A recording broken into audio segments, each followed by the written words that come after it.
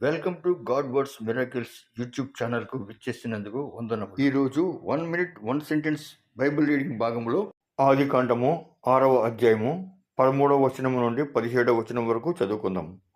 దేవుడు నోహవుతో సమస్త శరీర మూలముగా భూమి బలాత్కారముతో నిండి ఉన్నది కనుక నా సన్నిధిని వారి అంతము వచ్చి ఉన్నది.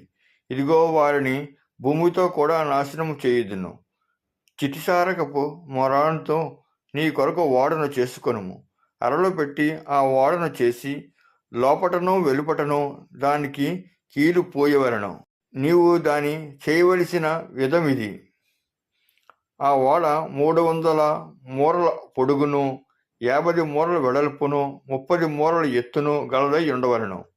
ఆ ఓడకు కిటికీ చేసి పైనుండి మూరెడు క్రిందికి దాన్ని ముగించవలను. ఓడ తలుపు దాని ప్రక్కనే ఉంచవలను. క్రింది అంతస్తు 2వ అంతస్తు 3వ అంతస్తు గలదిగా దాన్ని చేయవలను.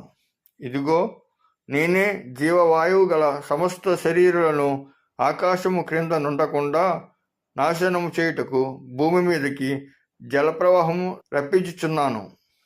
లోకమందున్న సమస్తమును చనిపోవును. పరిశుద్ధ వాక్యం ప్రభు ఆశీర్వదించునుగాక. ఆమెన్. 1 నిమిషంలో కొన్ని వచనములు చదువుకున్నాము. తిరిగి రేపు ఇదే సమయానికి మళ్ళీ మిగతా వచనములు చదువుకుందాం.